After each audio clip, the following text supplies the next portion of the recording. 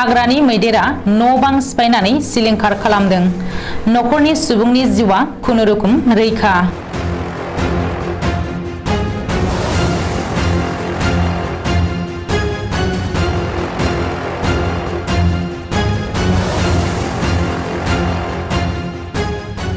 बाक्सा जिल्लानि भारत भुटान सिमना ओनसोलफोराव मानसि आरो मैदेरनि गेजेराव नांज्लायनाया सानफा एफा बांनायनि सायाव बांलांगासिनो थानायखौ नुनो मोन्दों।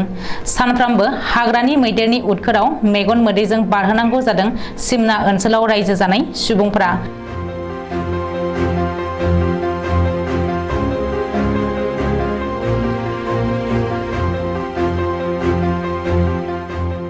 मोना जाब्लानो हरनि खाबु लानानै हाग्रा ओनसोलनिफ्राय ओंखारबोनानै सुबुंफोर थानाय गामियाव उदखार खालामफैयो। मैया फिन बाक्सा जिल्लानि बाथाबारि हाग्रा मख'नि सिङाव थानाय भुटान खुथियाव रेबती करेल मुंनि सुबुंनि न' बांखौ सेफायनानै गालाङो।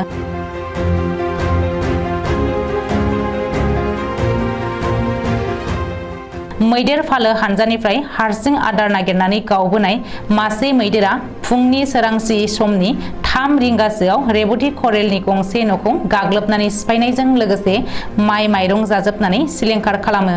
मख'जाथावदि सानफ्रोमबो सिमना ओनसोलाव मैदेरा उदखार खालामफैबाय थादोंब्लाबो हाग्रा बिफाना दिनैसिम जेबो राहा लायैनि अजद थिखांदों।